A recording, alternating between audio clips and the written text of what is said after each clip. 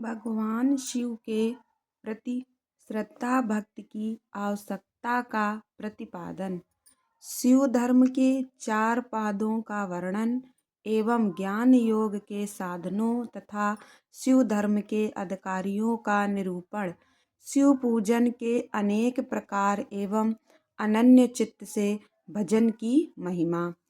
तदनंतर श्री कृष्ण के प्रश्न करने पर उपमन्यु मंदराचल पर घटित हुए शिव पार्वती संवाद को प्रस्तुत करते हुए बोले। श्री कृष्ण, एक समय देवी पार्वती ने भगवान शिव से पूछा, महादेव, जो आत्म तत्व आदि के साधन में नहीं लगे हैं तथा जिनका अंतःकरण पवित्र एवं वशीभूत नहीं है, ऐसे मंदमती मर्त्य लोकवासी जीवात्माओं के वश में आप किस उपाय से हो सकते हैं।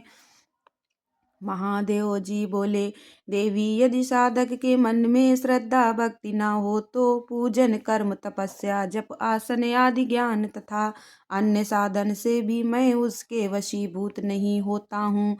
यदि मनुष्यों की मुझ में श्रद्धा हो तो जिस किसी भी हेतु से मैं उसके वश में हो जाता हूँ, फिर तो वह मेरा दर्शन, स्पर्श, पूजन एवं मेरे साथ संभाषण भी कर सकता है।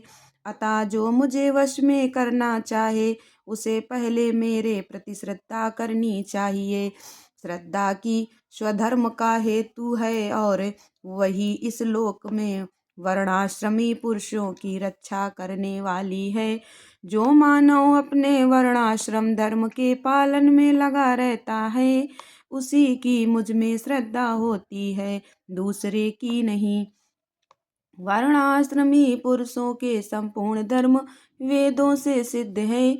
पूर्व काल में ब्रह्मा जी ने मेरी ही आज्ञा लेकर उनका वर्णन किया था।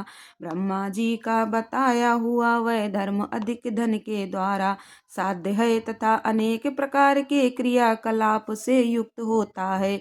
उससे मिलने वाला अधिकांश फल अक्षय नहीं है तथा उस धन के अनुष्ठान में अनेक प्रकार के क्लेश और आयास उठाने पड़ते हैं।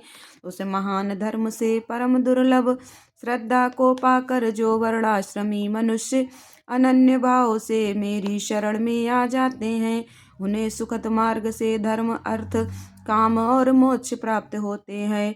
वर्णाश्रम संबंधी आचार की सृष्टि मैंने ही बारंबार की है। उसमें भक्ति भाव रख कर जो मेरे हो गए हैं, उन्हीं वर्णाश्रमियों का मेरी उपासना में अधिकार है, दूसरों का नहीं। यह मेरी निश्चित आज्ञा है। मेरी आज्ञा के अनुसार धर्म मार्ग से चलने वाले वर्णाश्रमी पुरुष मेरी शरण में आ मेरे कृपा प्रसाद से मल और माया आदि पाशों से मुक्त हो जाते हैं तथा मेरे पुनरावृत्ति रहित धाम में पहुंचकर मेरा उत्तम साधर्म प्राप्त करके परमानंद में निमग्न हो जाते हैं। इसलिए मेरे बताए हुए वर्ण धर्म को पाकर अथवा ना पाकर भी जो मेरी शरण ले मेरा भक्त बन जाता है, वह स्वयं ही अपनी आत्मा का उद्धार कर लेता है। यह कोटि कोटि गुना अधिक अलब्ध लाभ है। अतः मेरे मुख से प्रतिपादित वर्ण धर्म का पालन अवश्य करना चाहिए। जो मोक्ष मार्ग से विलग होकर दूसरी किसी वस्तु के लिए श्रम करता है, उसके लिए वही सबसे बड़ी हानि है, वही बड़ी भारी त्रुटि है, वही मोह है और वही अंधता एवं मूकता है। देवेश्वरी, मेरा जो सनातन धर्म है वह 4 चरणों से युक्त बताया गया है। उन चरणों के नाम हैं ज्ञान, क्रिया, चर्या और योग। पशुपाशी और पति का ज्ञान ही ज्ञान कहलाता है। गुरु के अधीन जो विधि पूर्वक षड्शोधन का कार्य होता है, उसे क्रिया कहते हैं। मेरे द्वारा विहित वर्णाश्रम प्रयुक्त जो मेरे पूजन आदि धर्म हैं, उनके आचरण का नाम चर्या है। मेरे बताए हुए मार्ग से ही मुझ में सुस्थिर भाव से चित्त लगाने वाले साधक के द्वारा जो अंतःकरण की अन्य वृत्तियों का निरोध किया जाता है, उसी को योग कहते हैं। देवी चित्त को निर्मल एवं प्रसन्न बनाना अश्वमेध यज्ञों के समूह से भी श्रेष्ठ है, क्योंकि वह मुक्ति देने वाला है। विषय भोग की इच्छा रखने वाले लोगों के लिए ये मना प्रसाद दुर्लभ है। जिसने यम और नियम के द्वारा इंद्रिय समुदाय पर विजय प्राप्त कर लिया है, उस विरक्त पुरुष के लिए ही योग को सुलभ बताया गया है। योग पूर्व पापों को हर लेने वाला है। वैराग्य से ज्ञान होता है और ज्ञान से योग। योगज्ञ पुरुष पवित्र हो तो भी मुक्त हो जाता है, इसमें संशय नहीं है। सब प्राणियों पर दया करनी चाहिए। सदा अहिंसा धर्म का पालन सबके लिए उचित है। ज्ञान का संग्रह भी आवश्यक है। सत्य बोलना, चोरी से दूर रहना, ईश्वर और परलोक पर विश्वास रखना, मुझ में श्रद्धा करना, इंद्रियों को संयम में रखना, वेद शास्त्रों का पढ़ना पढ़ाना, यज्ञ करना कराना, मेरा चिंतन करना, ईश्वर के प्रति अनुराग रखना और सदा ज्ञानशील होना ब्राह्मण के लिए नितांत आवश्यक है। जो ब्राह्मण ज्ञान योग की सिद्धि के लिए सदा इस प्रकार उपर्युक्त धर्मों का पालन करता है, वह शीघ्र ही विज्ञान पाकर योग को भी सिद्ध कर लेता है। प्रिय ज्ञानी पुरुष ज्ञानाग्नि के द्वारा इस कर्ममय शरीर को क्षण भर में दग्ध करके मेरे प्रसाद से योग का ज्ञाता होकर कर्म बंधन से छुटकारा पा जाता है। पुण्य पापमय जो कर्म है उसे मोक्ष का प्रतिबंधक बताया गया है। इसलिए योगी पुरुष योग के द्वारा पुण्य का परित्याग कर दे। फल की कामना से प्रेरित होकर कर्म करने से ही कर्म करने से ही मनुष्य बंधन में पड़ता है, केवल कर्म करने मात्र से नहीं। अतः कर्म के फल को त्याग देना चाहिए। प्रिय, पहले कर्ममय यज्ञ द्वारा बाहर मेरी पूजा करके फिर ज्ञान योग में तत्पर हो साधक योग का अभ्यास करें।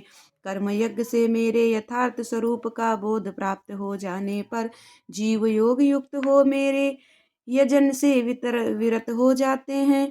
उस समय वे मिट्टी, पत्थर और सुवर्ण में भी संभाव रखते हैं।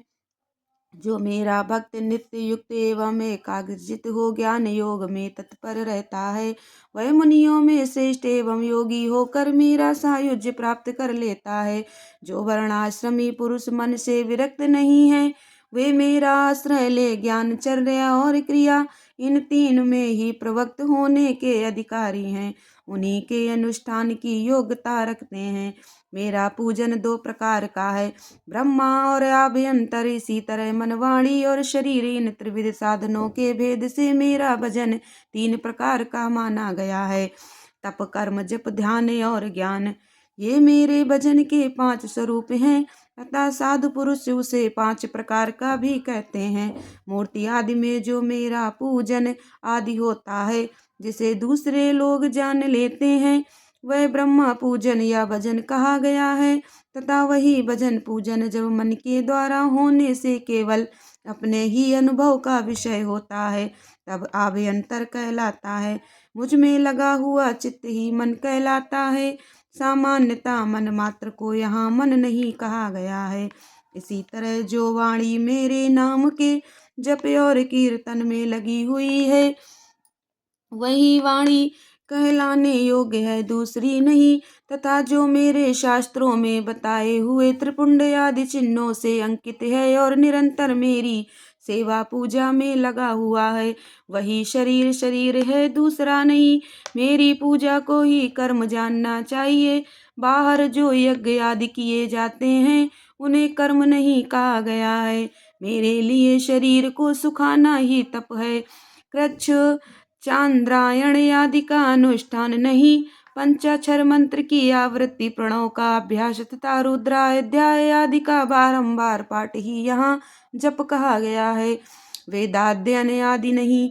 मेरे स्वरूप का चिंतन स्मरण ही ध्यान है। आत्मा आदि के लिए की हुई समाधि नहीं। मेरे आगमों के अर्थ को भली भांति जानना ही ज्ञान है, दूसरी किसी वस्तु के अर्थ को समझना नहीं। देवी पूर्व वासनावश ब्रह्मा अथवा अभ्यंतर जिस पूजन में उन मन का अनुराग हो, उसी में दृढ़ निष्ठा रखनी चाहिए।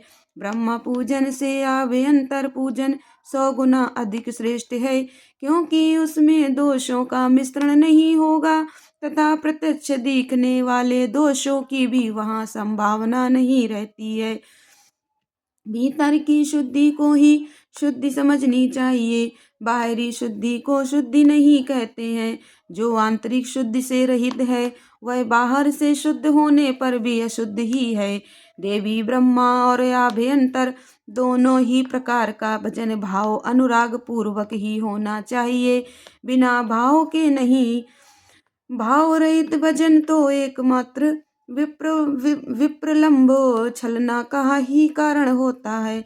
मैं तो सदा ही कृत्य एवं पवित्र हूँ, मनुष्य मेरा क्या करेंगे उनके द्वारा किए गए अथवा आभ्यंतर पूजन में उनका जो भाव प्रेम है उसी को मैं ग्रहण करता हूँ। देवी क्रिया का एकमात्र आत्मा भाव ही है, वही मेरा सनातन धर्म है। मन वाणी और कर्म द्वारा कहीं भी किंच मात्र फल की इच्छा न रख कर ही क्रिया करनी चाहिए। देवेश्वरी फल का उद्देश्य रखने से मेरा आश्रय लघु हो जाता है, क्योंकि फलार्थी को यदि फल न मिला तो वह मुझे छोड़ सकता है। सती साध्वी देवी फलार्थी होने पर भी जिस साधक का चित्त मुझ में ही प्रतिष्ठित है उसे उसके भाव के अनुसार फल मैं अवश्य देता हूँ। जिनका मन फल की इच्छा न रख कर ही मुझ में लगा हो परंतु पीछे वे फल चाहने लगे हों, वे भक्त ही मुझे प्रिय हैं। जो पूर्व संस्कार वश ही फलाफल की चिंता न करके विवश हो मेरी शरण लेते हैं, वे भक्त मुझे अधिक प्रिय हैं। परमेश्वरी उन भक्तों के लिए मेरी प्राप्ति से बढ़कर दूसरा कोई वास्तविक लाभ नहीं है तथा मेरे लिए भी वैसे भक्तों की प्राप्ति से बढ़कर और कोई लाभ नहीं है। मुझ में समर्पित हुआ उनका भाव मेरे अनुग्रह से ही उनको मानो बलपूर्वक परम निर्वाण रूप फल प्रदान करता है। जिन्होंने अपने चित्त को मुझे समर्पित कर दिया है, अतएव जो मेरे अनन्य भक्त हैं वे महात्मा पुरुष ही मेरे धर्म के अधिकारी हैं। उनके 8 लक्षण बताए गए हैं। मेरे भक्तजनों के प्रति स्नेह, मेरी पूजा का अनुमोदन, स्वयं की भी मेरे पूजन में प्रवृत्ति, मेरे लिए ही शारीरिक चेष्टाओं का होना, मेरी कथा सुनने में भक्ति भाव, कथा सुनते समय स्वर, नेत्र और अंगों में विकार का होना, बारंबार मेरी स्मृति और सदा मेरे आश्रित रहकर ही जीवन निर्वाह करना, ये 8 प्रकार के चिन्ह यदि किसी म्लेच्छ में ही भी हो तो वह विप्र शिरोमणि श्रीमान मुनि है, वह सन्यासी है और वही पंडित हैं। जो मेरा भक्त नहीं है वह चारों वेदों का विद्वान हो तो भी मुझे प्रिय नहीं है, परंतु जो मेरा भक्त है वह चांडाल हो तो भी प्रिय है। उसे उपहार देना चाहिए, उससे प्रसाद ग्रहण करना चाहिए तथा वह मेरे समान ही पूजनीय है। जो भक्ति भाव से मुझे पत्र पुष्प फल अथवा जल समर्पित करता है उसके लिए मैं अदृश्य नहीं होता हूँ और वह मेरी भी दृष्टि से कभी ओझल नहीं होता है।